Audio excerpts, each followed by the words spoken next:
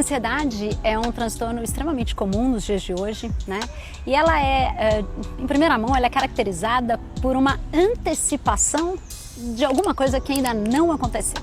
Então, na verdade, muito ao contrário do que as pessoas pensam, a ansiedade deveria ter toda a questão positiva, porque se a gente antecipa alguma coisa, a gente tem tempo de planejar isso. O grande problema, né, a grande questão negativa disso tudo, é que como a gente antecipa, como a gente planeja, como o problema não existe ainda, o problema está só dentro da nossa cabeça, ele tem o tamanho que a gente criar. Então esse é o grande problema da ansiedade. E a ansiedade nesse sentido, quando a gente projeta alguma coisa que a gente ainda não sabe se vai acontecer, os pensamentos começam a acontecer de uma maneira extremamente ruim. Então a gente pensa que não vai dar certo, é sempre o pensamento negativo, que não vai dar certo, que aquilo não tem nada de bom. E aí os sintomas físicos começam a aparecer.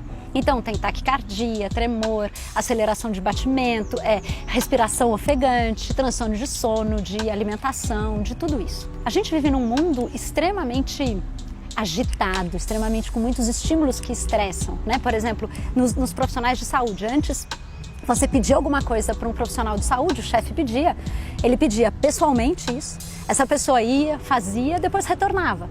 Agora é tudo por WhatsApp, por e-mail, é muito rápido, a resposta tem que ser rápida. A gente está vivendo num momento que a gente fala da síndrome do pensamento acelerado. Nos profissionais de saúde isso acaba atrapalhando mais, porque além de toda essa questão dessa aceleração de mundo que a gente vive, muitas vezes as metas colocadas são metas inalcançáveis, são metas muito longe do dia a dia, né? A outra coisa, os prazos são sempre muito curtos, né? O contato com o paciente é difícil, tem muitos pacientes que são terminais, tem muitos pacientes que estão sofrendo tudo aquilo, os cuidadores, a família, né? As pessoas chegam também nessa aceleração e vão falar com os profissionais de saúde no mesmo sentido.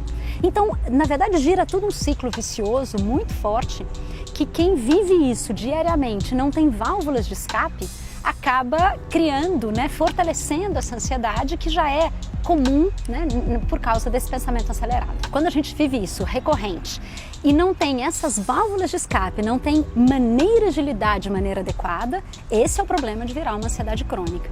E o prejuízo disso não é só o sintoma físico, como que eu falei, né, a taquicardia, tudo isso, mas muitas vezes é muito mais do que isso. Isso pode causar problemas físicos também de algumas outras doenças, pode desencadear doenças maiores, pode levar à depressão, pode levar ao estresse, pode levar ao burnout. Então tem outros fatores, a ansiedade parece que ela é o primeiro, ela é o início, ela é um fator operante para que outras doenças se instalem. Porque quando você está em ansiedade, você está em desequilíbrio fisiológico mesmo, né?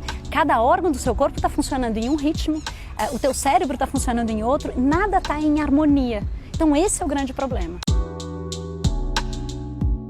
A primeira questão que vale lembrar, né, na questão dos profissionais de saúde é a automedicação. Então, tem dois pontos importantes na automedicação. O primeiro é, além, né, do fácil acesso à medicação, isso eu não vou nem comentar assim com ênfase, mas a primeira questão é a falta de tempo. Por causa desse mundo tão acelerado, ninguém mais tem tempo de fazer nada, ninguém mais tem tempo para cuidar de si mesmo. Esse é um grande fator desencadeante, um gatilho para a ansiedade. Então, esse é o primeiro ponto. E o segundo ponto é o medo de se expor. Porque a partir do momento que você vai procurar um tratamento, você tem que se expor, você tem que se abrir, você tem que falar sobre você. E quando você faz isso, você tem que aceitar que você tem um problema. Esse é o grande problema, principalmente nos profissionais de saúde, que não podem, existe um rótulo de que tem que ser perfeito. E na verdade isso não é um problema. Ter ansiedade tem tratamento, tem controle e as pessoas têm que entrar num ritmo para conseguir não entrar nessa ansiedade crônica. Então a automedicação é ruim porque daí as pessoas falam um com os outros ou têm acesso à medicação e elas mesmas, né, se dão as medicações, mas isso mascara doenças maiores, isso pode dificultar o diagnóstico, isso tem danos graves, porque a automedicação não é eficaz, nunca foi. E se a gente for ver em profissionais de saúde, esse índice ultrapassa 30%. É um número muito grande nesse sentido e isso atrapalha todo o nosso processo de tratamento.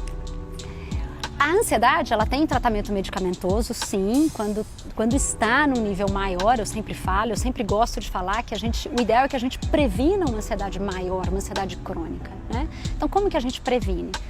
A primeira coisa que eu acho que é importante, principalmente nos profissionais de saúde, é a questão de mudar o foco. Em vez de buscar resultados, buscar processos melhores.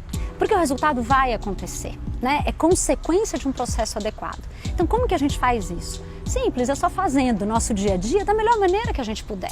Sem perfeccionismo, mas cada um considerando a própria característica, mas é realmente assim, dando o seu melhor, mas de uma maneira gostosa, tranquila. A segunda questão é que essas metas, elas não sejam tão distantes da gente.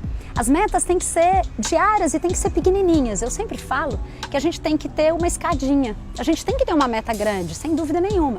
Mas o que a gente precisa fazer para chegar nessa meta? A gente tem que subir degrau por degrau. E esses degraus, eles são diários. O que eu posso fazer hoje? Isso ajuda muito. E isso depende muito da individualidade de cada um. Se você tem um jeito de trabalhar de uma maneira X, continue assim. Seja feliz dessa maneira. Não precise se colocar num outro rótulo, num outro esquema de trabalho que você não se encaixe. Esse é o problema. As pessoas querem fazer para os outros. E isso acaba consumindo muito. A tristeza vem tudo, né? E a ansiedade aparece como companheira diária nesse sentido. E é claro, exercício físico, né? Exercício físico diminui, por quê? Porque libera neurotransmissores que estabilizam o humor. Então isso ajuda muito. Se a gente for ver, a ansiedade ela tem um componente cerebral importante. Então a gente precisa liberar neurotransmissores de prazer, de motivação. E o exercício físico libera isso. E quando a gente faz isso, a gente está mudando hábitos de vida. Mudando hábitos de vida, a gente muda sono, alimentação, exercício físico e sempre tire um tempo para você. Nem se for meia horinha por dia, mas faça alguma coisa por você. Isso é fundamental. Parece que não, mas a gente passa horas do dia sem fazer nada, a gente faz um monte de coisa para os outros, só que a gente não para pensar na gente mesmo. Então, acho que essas são algumas questões importantes para prevenir, para que a gente não precise chegar lá na ansiedade crônica, tomar medicação e fazer um tratamento maior.